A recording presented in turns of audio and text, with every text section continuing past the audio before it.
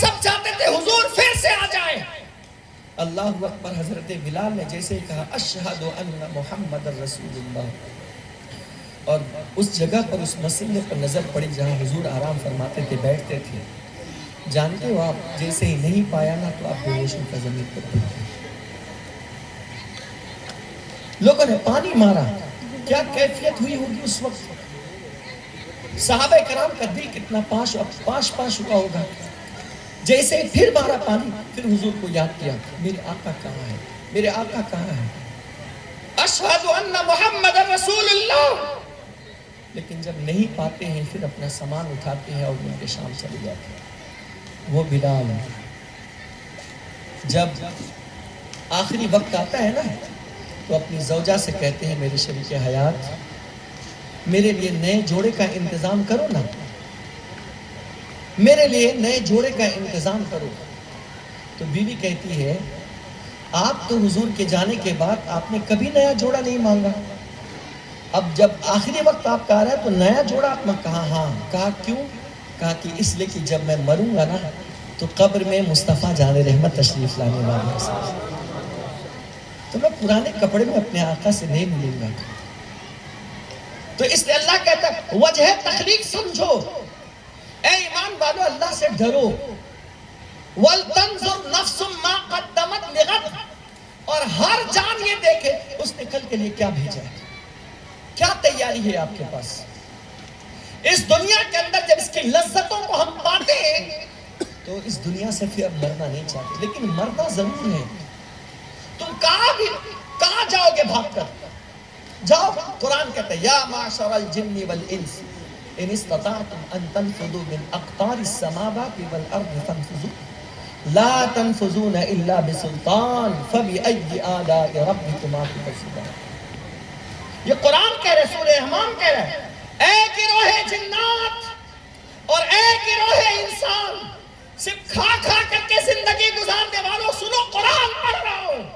یا معشر الجن والانس، اے گروہ انسان اور اے گروہ جنات، ان استطعتم ان تنفذوا من اقطار السماوات والارض، تم زمین و آسمان کے کس کونے میں بھاگ کر جانا چاہتے ہو جاؤ بھاگو. لا تنفذون الا بسلطان، تم جہاں کہیں بھی بھاگ کر جاؤ گے وہاں میرے رب کی بادشاہی موجود ہے. لا تنفذون الا بسلطان فبأي آلاء ربكما تكذبان، تو تم اپنے رب کی کون کون سی نعمتوں کو جھٹلاؤ گے. اور کہاں جاؤ گے؟ دوسری جگہ فرمایا سورہ رب المشرقین ورب المغربین، دونوں مشرق اور دونوں مغرب یہ سب کا مالک سب کا پالنہار میرا اللہ ہے. تو اے جنات اور اے انسان تم اپنے رب کی کون کون سی نعمتوں کو جھٹلاؤ. اس دنیا میں رہنے کے لیے انسان اچھے سے اچھا گھر، اچھے سے اچھا بنگلہ کوٹھا سب بناتا ہے، ہم منع نہیں کرتے. حضور نے فرمایا ہے دو چیزیں خوش نصیبی میں سے ہیں، ایک اچھی بیوی اور ایک اچھا گھر. جس کو اللہ تعالیٰ نے اچھی بیوی عطا کیا اور جس کو اللہ نے اچھا گھر عطا کیا وہ دنیا کے خوش نصیب انسانوں میں سے ایک ہے. جس طرح اللہ نے اس گھر کو ہمارے لیے خوش نصیبی بنایا ہے، جس کے پاس اچھا گھر ہو تو قبر بھی تو ایک گھر ہے. اس گھر کو ہم نے کتنا اچھا بنایا ہے، اس گھر کو ہم نے کتنا سجایا ہے، اس گھر کو ہم نے کتنا ڈیکوریٹ کیا ہے، اس گھر میں کتنی روشنی ہم لے کر کے جا رہے ہیں، اس گھر کے لیے ہم نے کیا تیاری کر رکھی ہے. قرآن کہتا ہے ہر جان یہ دیکھے کہ اس نے کل کے لیے کیا بھیجا ہے. غد سے مراد یوم الجزا، یوم الآخرہ، the day of judgment، فیصلے کا دن. اس کے بارے میں تم نے اللہ جب آپ سے اور ہم سے جب پوچھے گا 60 سال کی تفصیل، 50 سال کی تفصیل، 30 سال کی تفصیل، میرے بندے 30 سال تک بلا معاوضہ تجھے کھلاتا رہا، 50 سال تک کے بلا معاوضہ تجھے پلاتا رہا، 80 سال تک کے تجھے میں صحت مند رکھا. بتا تو میرے لیے کیا تحفہ لے کر کے آیا ہے، کیا لایا ہے. آپ اور ہم جب خدا کے سامنے کھڑے ہوں گے تو ہے ہم میں اور آپ میں اتنی طاقت کہ خدا کو ہم جواب دے سکیں؟ ہمارا عالم تو یہ ہے، اور جو علماء ربانیین ہیں ڈرتے ہیں. ہم لوگ تو میں تو پوری دنیا کا سب سے پاپی انسان اپنے آپ کو مانتا ہوں. باقی آپ سب نیک اچھے لوگ ہیں. آپ تو اللہ کے سامنے کھڑے ہو جاؤ گے. میرے اندر ہمت نہیں ہے کہ میں خدا کے سامنے کھڑے ہو کر کے میں اللہ کو کیا کہوں گا. دنیا میں اگر کسی مالک کے پاس 60 سال کام کرنے کے بعد ایک مرتبہ دھوکہ ہو جائے نا، تو دوبارہ اس کے سامنے کھڑے ہونے کے لائق نہیں ہوتے، صفائی دینے کے لائق نہیں ہوتے ہیں. زبانیں بند ہو جاتی ہیں، بات نہیں کر سکتے، آنکھ سے آنکھ نہیں ملا سکتے، شرم آتی ہے. آپ کہیں چلو اس کے پاس چلو، نہیں مجھے شرم آتی ہے، کس منہ سے جاؤں گا اس کے پاس. یارو دنیا کا ایک عارضی سیٹھ، دنیا کا ایک عارضی مالک جس کے سامنے ایک غلطی ہو جائے 60 سال 50 سال میں، تو اس سے آپ کو اور ہم کو چہرہ ملانے میں شرم آتی ہے. جس خدا نے ہم کو زندگی بھر پالا، کھلایا پلایا، صحت دیا، تندرستی دی، اولاد جیسی نعمت دی، گھر بار دیا، روزی دیا، صحت سب کچھ دیا، سانسیں فری میں دیا، دیکھنے کی بصارت فری میں دی، سننے کی بصارت فری میں دی، ہاتھ سے پکڑنے کی طاقت فری میں دی، پیروں سے چلنے کی قوت فری. خدا قیامت میں اگر ہم سے پوچھ لیا میرے بندے میں نے تجھ پر بہت احسان کیا، بتا تو میرے لیے کیا لایا ہے. اللہ سے منہ نہیں لگا سکتا، ایک چہرہ بھی اس کے سامنے کھڑے نہیں کر سکتے رکھتے.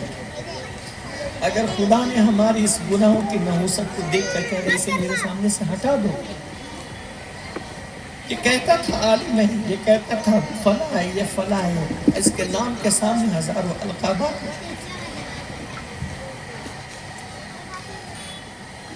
اس کے نام کے سامنے اللہ معاف مفتی نہ فلاں نہ ڈکتا، لیکن یہ میری نظر سے گرا ہوا ہے. تو بتاؤ کہاں جائے گا؟ کون ہے جو ہمیں سزا دے سکتا ہے؟ اللہ نے کہہ دیا کہ میں اس سے بات نہیں کرنا چاہتا ہوں. فرشتے اس کو پکڑو، جہنم میں گھسیٹ کر لے جاؤ. ہم چیختے رہیں گے معاف کر دے، معاف کر دے، معاف کر دے. بتاؤ جب اللہ ناراض ہو جائے گا تو کوئی ہے بچانے والا؟ وہ رب جس کے بارے میں میرے آقا فرماتے ہیں اگر کسی کے خلاف رمضان نے شکایت کر دی، ماہ رمضان نے، حضور کہتے ہیں میں اس کی سفارش کے لیے نہیں جاؤں گا. حضور کہتے ہیں، حضور کے قوم جہاں سب نبی کہیں گے اذهبوا الى غیری، آج میں اس کام کے لیے نہیں ہوں، آج میں یہ کام نہیں کر سکتا، میرا یہ منصب آج کا نہیں ہے، تم کسی اور کے پاس چلے جاؤ. آدم کے پاس جانے کے باوجود بھی حضرت آدم کہیں گے میں اس کام کے لیے نہیں ہوں. لوگ بھاگیں گے، دوڑیں گے، بچا تو لے، کوئی سہارا دے دے. آج خواب غفلت میں سونے والوں، اس دن جب آنکھ کھلے گی تو پتا ہے اس دن آنکھ کھلنا کسی کام کا نہیں ہوگا، کسی کام کا نہیں ہوگا. اس دن آنکھ کھلنا کسی کام کا نہیں ہوگا. اس لیے اس دن سے پہلے آج سمجھ جاؤ، احساس پیدا کر لو کہ اللہ کے سامنے کھڑے ہونا ہے. جس طرح موت بالکل یقینی ہے، اسی طرح ہمارا عقیدہ یہ ہے کہ ہمیں خدا کے سامنے جا کر کے کھڑے ہونا ہے اور ہمیں اپنے کیے ہوئے کا جواب دینا ہے. کبھی اس کے بارے میں تصور کیا؟ اللہ کے بندوں، اللہ کے بندے بن کر کے رہو. جو زندگی ملی ہے نا اس کی قدر کر لو. پتہ نہیں موت کب آ جائے آپ کو نہیں معلوم. ہمارے ایک ساتھی تھے، پرسوں 3 دن پہلے ہماری ان سے بہت اچھی دوستی تھی. کوئی تصور نہیں کر سکتا تھا کہ وہ اس دنیا سے چلا جائے. ہنستے کھیلتے دنیا سے چلے جائے، صحیح سے بات بھی نہیں کر پائے، مل بھی نہیں پائے. کوئی سوچ نہیں سکتا تھا کہ یہ جانے والا ہے، اس کو کیا معلوم؟ اس لیے حضور کہتے ہیں موتو قبل ان تموت، مرنے سے پہلے اپنے آپ کو باندھو، تحاسبوا قبل ان تحاسبوا، اپنا احتساب کرو، اپنا حساب کرو اس سے پہلے کہ اللہ تمہارا حساب لے۔ جب اللہ حساب لے گا تو قرآن کہتا ہے اليوم نختم على افواہہم وتکلمنا ایدیہم وتشہد ارجلہم بما کانوا یکسبون۔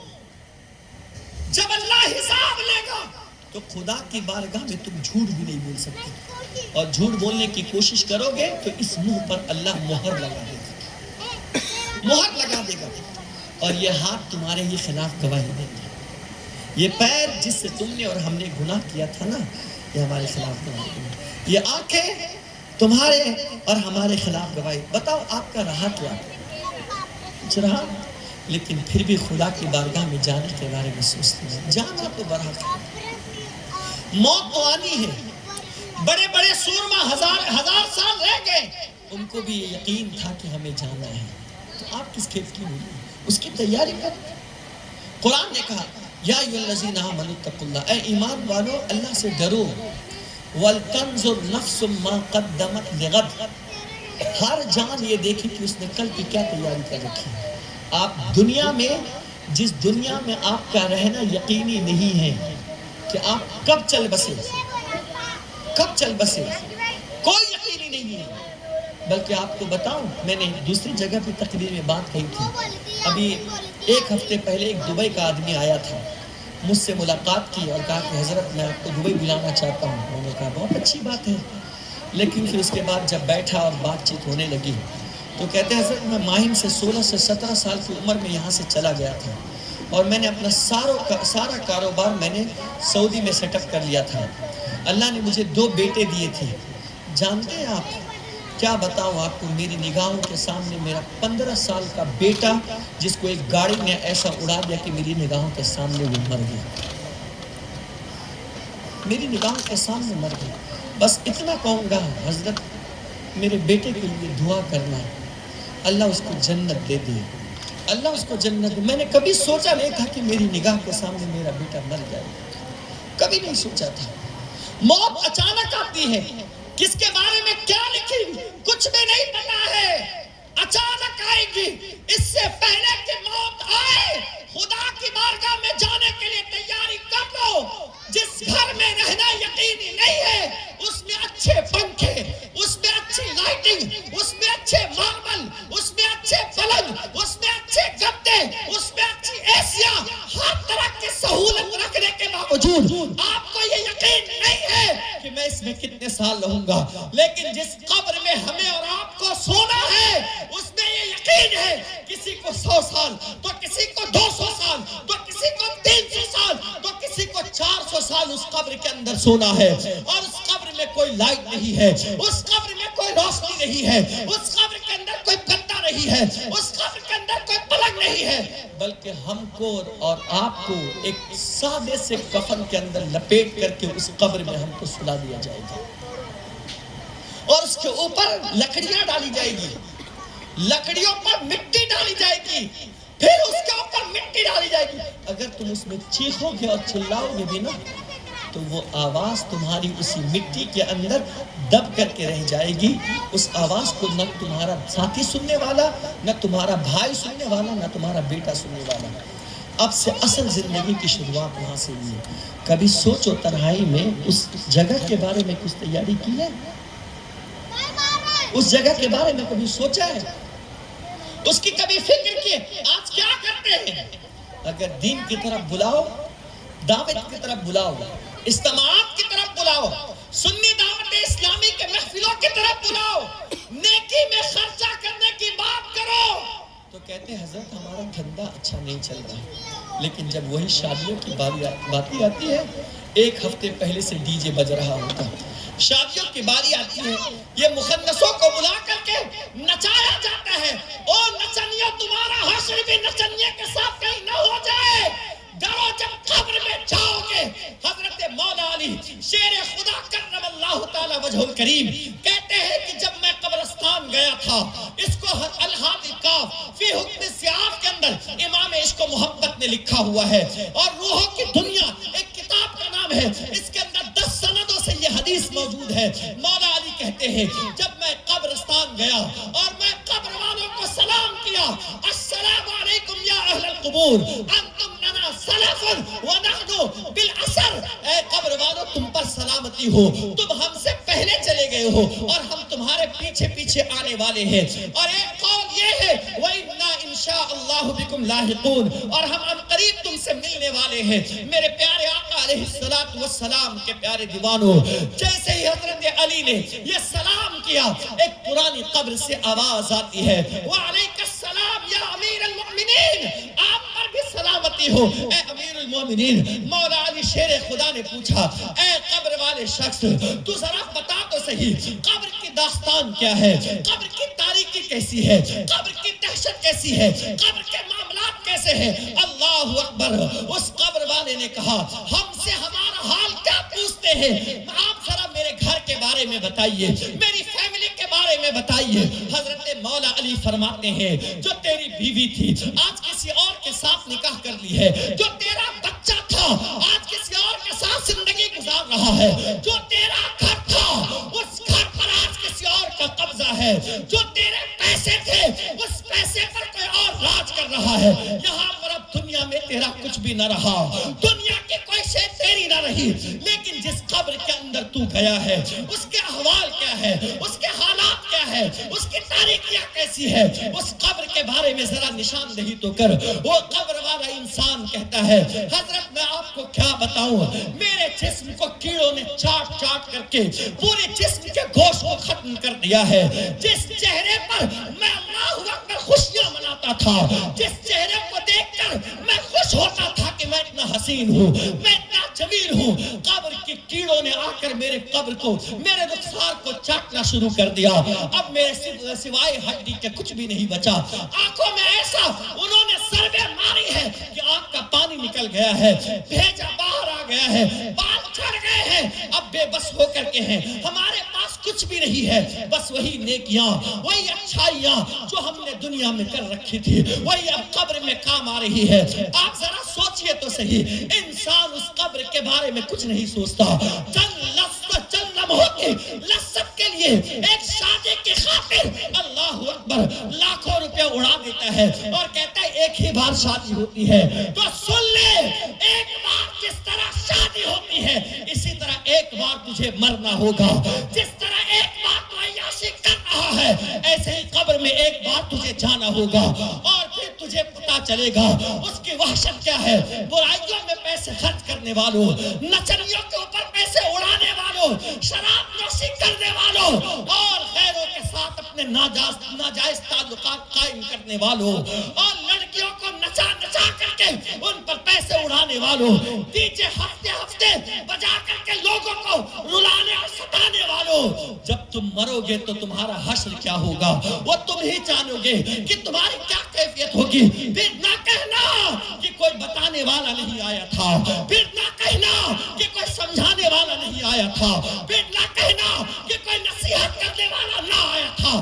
اب بھی وقت ہے سدھر جاؤ، اب بھی وقت ہے ناخون کے ہوش لو، ہوش کے ناخون لو، اب بھی وقت ہے اپنی غلطیوں کی اصلاح کر لو، اللہ کی بارگاہ میں توبہ کرو، اللہ کی بارگاہ میں معافی مانگو۔ چھوڑ دو شادیوں کے اندر فضول خرچی کرنا، چھوڑ دو شادیوں کے اندر ناچنا اور گانے کا رواج کرنا، چھوڑ دو شادیوں کے ڈی جے بجانا۔ اگر تمہیں نکاح کرنا ہی ہے تو میرے آقا نے ارشاد فرمایا مسجدوں میں اعلان کے ساتھ نکاح کرو، نکاح مسجد میں کرو، اعلن النکاح فی المساجد، مساجد میں نکاح کر کے اعلان کرو، اس لیے کہ زنا چھپ چھپ کر کیا جاتا ہے اور نکاح علن اعلان کیا جاتا ہے۔ زنا چھپ چھپ کر کے کیا جاتا ہے اور میرے آقا نے فرمایا نکاح کو آسان کرو، زنا کو مشکل بناؤ۔ لیکن آج کی یہ قوم، کلمہ پڑھنے والی قوم، اپنے آپ کو مسلمان کہنے والی قوم، جانتے ہو آپ نکاح کو مشکل بنا دیا اور زنا کو آسان کر دیا، لیکن یہ بھول گئے ہیں جہنم کی ایک وادی ہے جس کا نام ہے وادی الحزن. وادی الحزن. اس کا منہ بہت مختصر ہے.